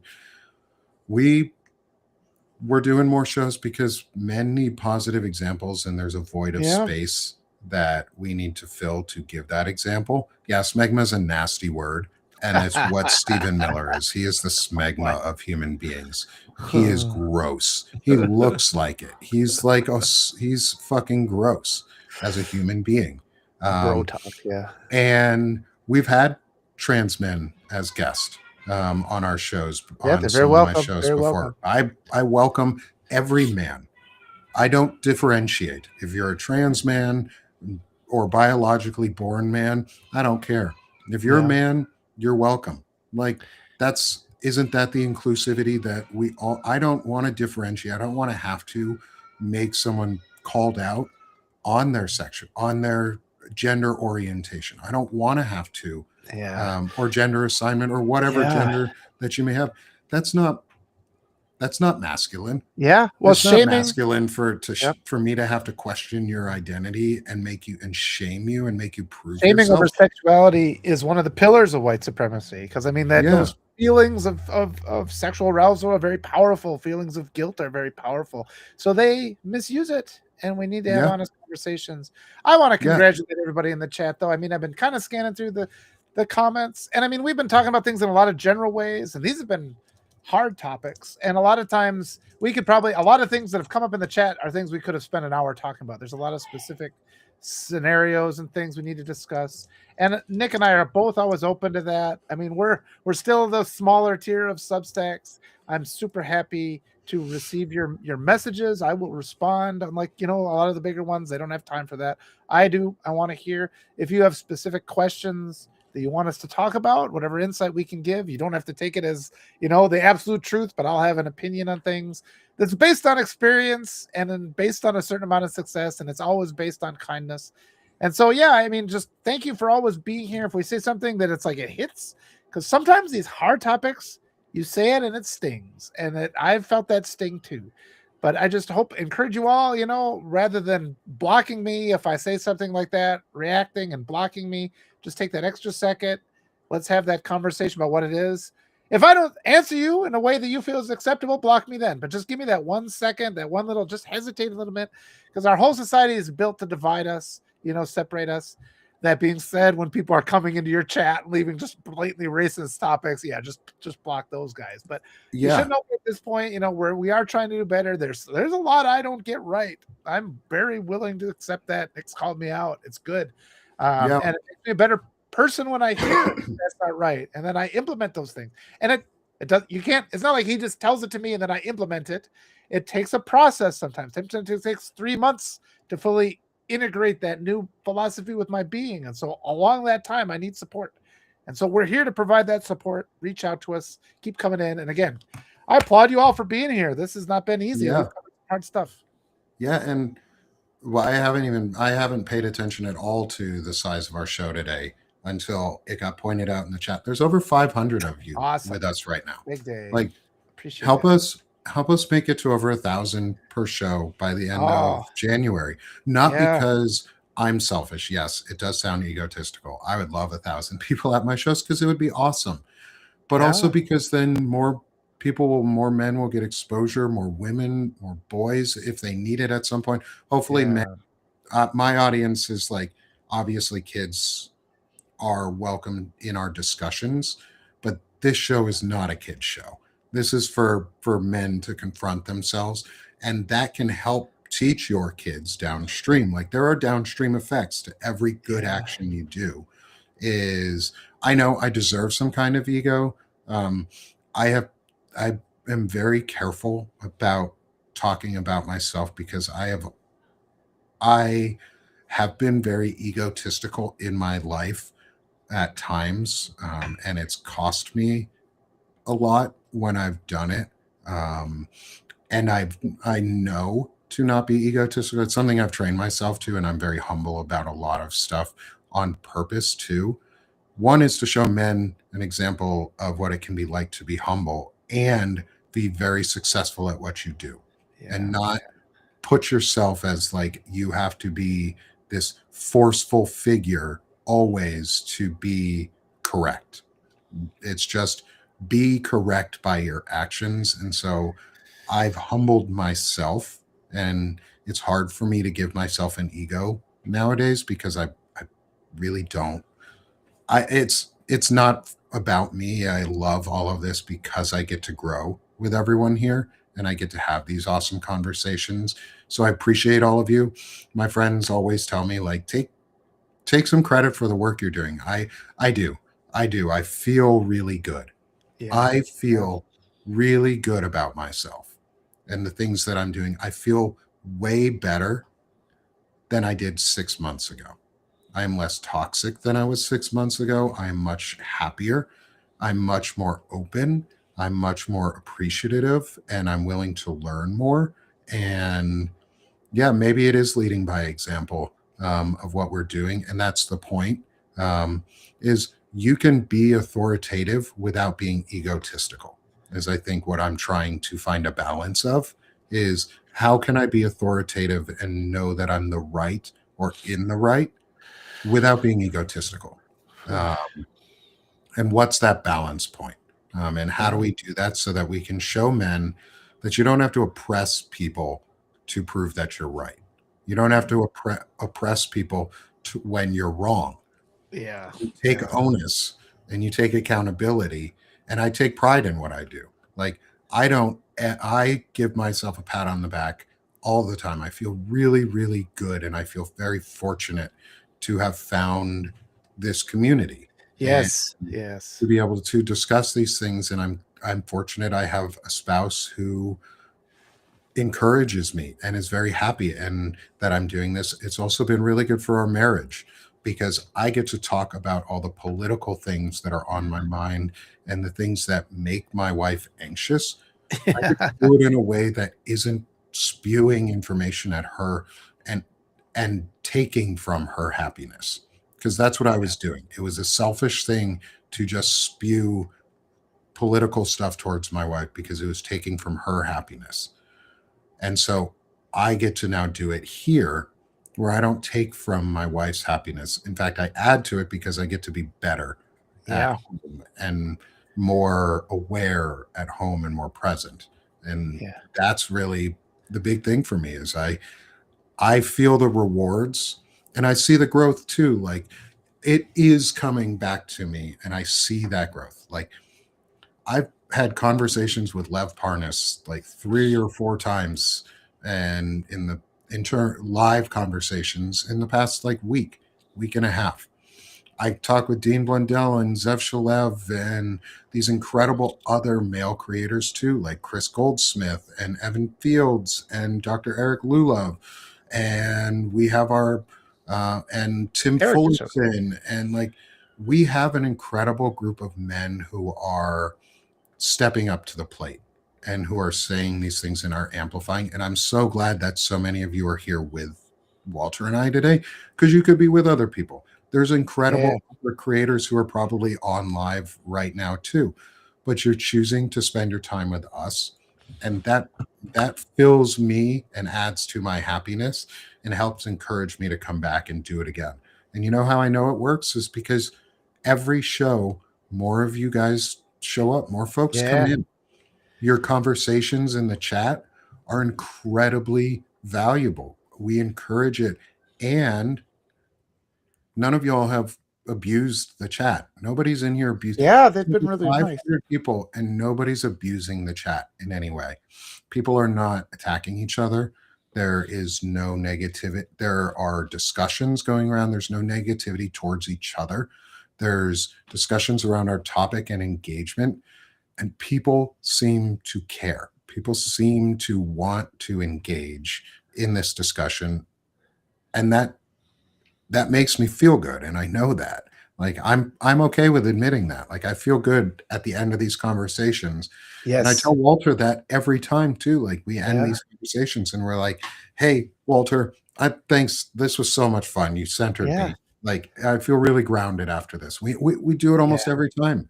Yeah. Not because we have to thank each other. We're friends. Yeah. And And friends that boost each other. Yep, and getting rid of that frustration, and, like, the anxiety and oh my goodness, I mean, how many notes of the week we'll have to count up how many there's been, because and it's almost sad, it's like, this is the end of Notes of the Week for 2025, but we'll be on to the next season, season 2 of Notes of the Week coming in Maybe I'll change it to season 2 when I put out the podcast for this one. Is we're now I'll have to break it actually into its own section. I think I'm going to put this into a section on Sick of This and see, 2026. so I can actually get We creator should stats around it.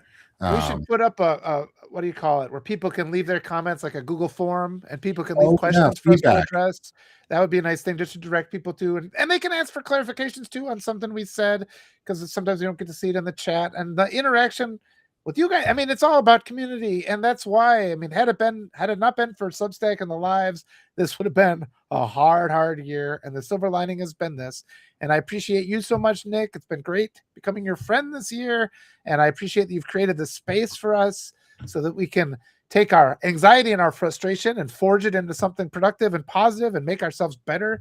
So despite all that pressure that's coming down on us, it's forging us into something stronger. And all you wonderful people in the comments, oh, thank you so much for being here and making it feel like it's important, like we are changing things, we are making things better.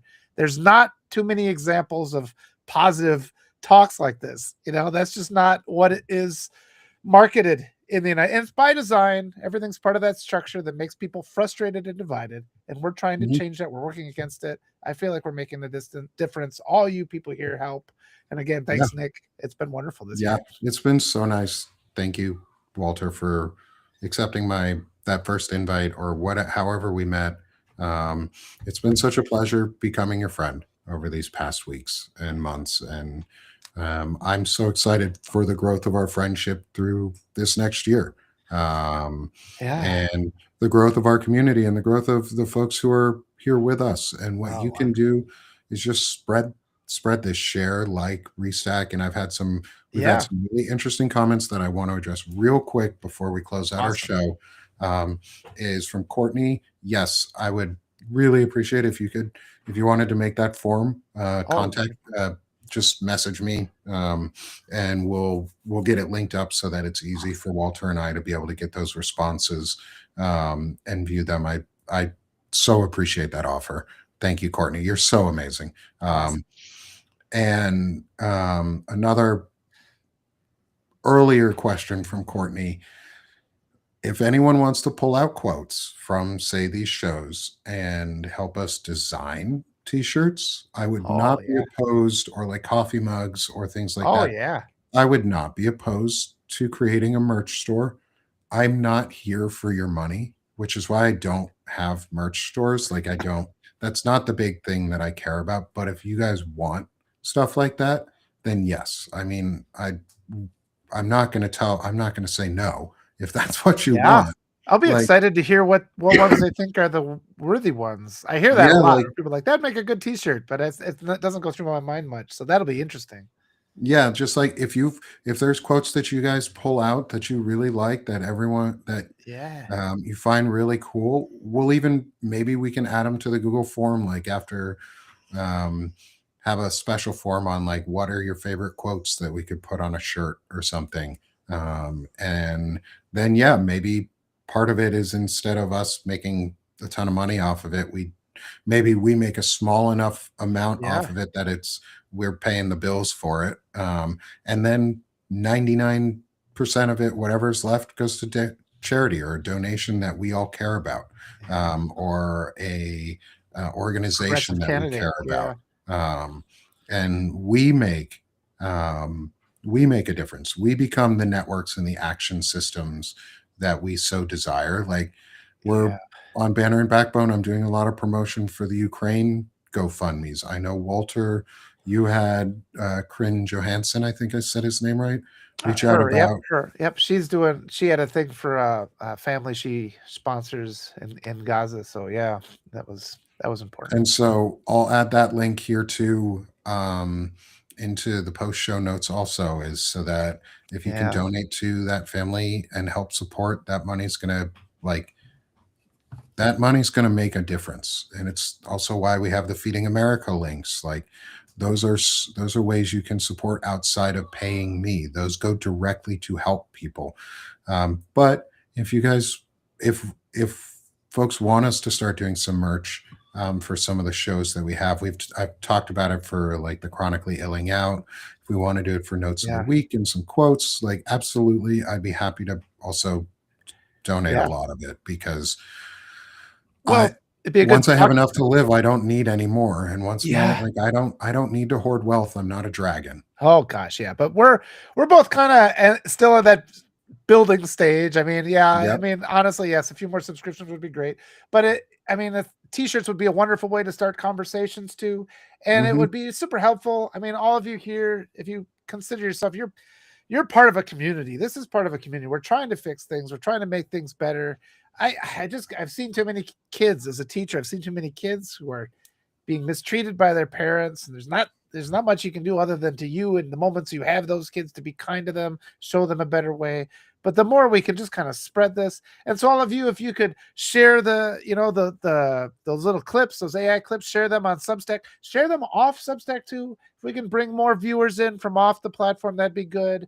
Yeah, share I them on, if you want to download them, share them on TikTok and please do. tag me. Share them on Yep. Instagram and tag me. Like, that's fine. I don't care. Share our work. We Oh, want you to. please do. It helps so We much. highly encourage it. Like, just tag me. If you're, I'm on TikTok, I'm on Instagram, I'm on Blue Sky, Yeah. I'm not on X anymore because I fucking hate that No, I've deleted platform that and on I the don't day of the support that election. shit. But like, let's use your money where you find it important, but also like just come hang out, keep spreading the word because Yeah. that's really the most impactful thing. And to help close our conversation out, because we talked about it, Yeah. is how do we support each other and how do we support our work and how do we spread our work? Well, one is become a free subscriber. Yep. Subscribe to Walter. If you're on Substack and you have not already subscribed, hit the button in the top left hand corner of your screen to subscribe to both of us. Yep. Awesome. And if you're on another platform or you want to just scan the QR code here, come subscribe to Walter specifically at I'd Rather Be Writing because he would rather be writing. And he writes really, really cool stuff. He also dictates the articles, and it's really nice to hear it in Walter's own voice because, Walter, you have a great voice for radio Thank you. and a face for TV. Yeah. Oh, that's nice of you to say. And I've been so you got Leonard's both. book too. I've been narrating or a chapter, but I've been busy with the holidays. But it's been really fun to read her book as a way to promote. And yeah, I mean, and if any of you want to upgrade to paid, I think I wonder if sometimes I think there's some risk you don't get the emails if you're not upgrade to paid. But on any article, I have a whole tier. You can pay whatever you want, down to $20 a year. That would be just awesome. Every little bit helps so much. And again, we don't have any marketing team behind us. Everything is organic with us. And so you guys, Mhm. that means it's on you. So grassroots, anybody you can bring to come and listen and be part of this community will keep having more and more power. It's amazing how much bigger we've gotten since the beginning of the year. And I just feel like we're going to keep it going. So it's all up to you guys though. And we thank you so much for all your support. Yeah. And it's so important to become at least a free subscriber because then you do get the emails. And Walter doesn't paywall anything. And I'll move over to mine too. Is I don't paywall anything either, except for one thing right now, which is not information content. I have one music piece of composition that I have released so far that is behind paywall until I reach 250 paid subs. I did that just as a incentive, and then I'm going to keep releasing music every 50 more paid subs after that. But it's when I release them, starting after this first piece that I had released, they will always be free when they get released. Just like all my other information, I don't hide behind the paywall. I think the paywall sucks. And I offer a lot of discount right now. Like right now I have a sale going on. It ends tomorrow, so if you want to wait to be able to pay full price, which I don't mind if you do, wait till the 1st of January and become a new paid subscriber if you want. But if you can't afford the full price, that's fine. I have sales that go on. I have two sales that are always going on for 60% or 50% off, which makes it basically like $2 or $3 a month. Like not even. And I just come Yeah. help me support because every dollar really Yeah. for as we're building right now matters because it's all going back into our business and to our families. Yeah. And I have a buy me a coffee link. It's linked in my I link it always in the show notes. Um, and so if you want to support in other ways, donations like that through Buy Me a Coffee, that sounds great. Yep. I appreciate that. If you can't, that's also fine. Like just be a free subscriber. You get all the emails, you get all of the Yeah. information, and then share it. Yes. And we've gone for 2 hours today Yeah. without any issue. Yeah. Like It's this has been been great. such a great conversation. Um, End of the year is vibe. is a great way to end the year, and it's a great way to say we're coming back next year. We'll be back next week um, to start out the new year and start on a fresh foot. Yeah. No, I don't know how to knit. I can do a lot of things, My kids do. but I don't know how to knit. I do write music. I do know how to sing. I do know how to play instruments. I can't How are you dance. I'm really dancing? bad at that. Oh, Really I'm bad a at great that. dancer. You can't have a A Latina terrible wife. dancer. You can't have a Latina wife and not be able to dance. Oh yeah. See, I am a terrible dancer. Uh, Um, I'll teach you. I'll teach you. We'll dance together. It's all in the I, hips. That's where the hey, trick is. It's all in the hips. It's not in the steps. You can keep your if feet I on the could ground. learn, I think my wife would be so happy. It would She add to would. her She happiness so would. much. Um, so I appreciate all of you. Thank you, everyone, for being here. We're closing out the show with almost 600 viewers. We're at Yay. 584 on Substack. Like, thank you all so much for being with us. I hope everyone has a happy We new did. year, and spend some time spreading your and increasing the size of your emotional sphere of influence. Increase your sphere of influence one person at a time, one little bit of love at a time. So thanks everyone. Thanks Walter. This has been so much fun. You guys are all awesome. Everyone's amazing here. Thank you. Look forward to seeing you in the new year, everyone. Have a great afternoon.